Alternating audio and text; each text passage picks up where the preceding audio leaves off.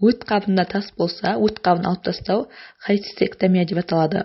Негізгі көрсеткіштер: өт қабында тастың көлемі 15 мм-ден үлкен болса, және тас өт қабының 1/3 бөлігінен көп аумақты алып жатса, одан кейін өт қабының тонусының төмендеуі, яғни өт қабы жиырылып босаңсай алмайтын болса, қалыпты жағдайда өт қабы жиырылып, тамақ ішкен кезде өттің бөлінуін қамтамасыз ету керек.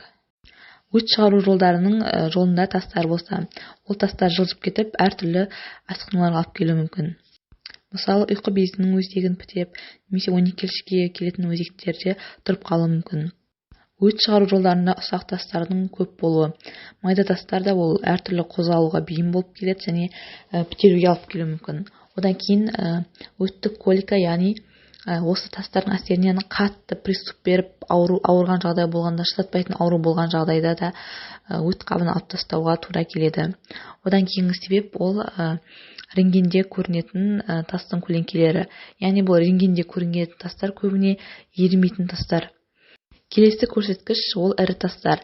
Бізде ол ірі тастар ешқандай ауырсыну көрсетпесе де, ұзақ өт қабында жатуы әртүрлі ойықтарға алып келуі мүмкін және өт қабының рагіне алып келуі мүмкін.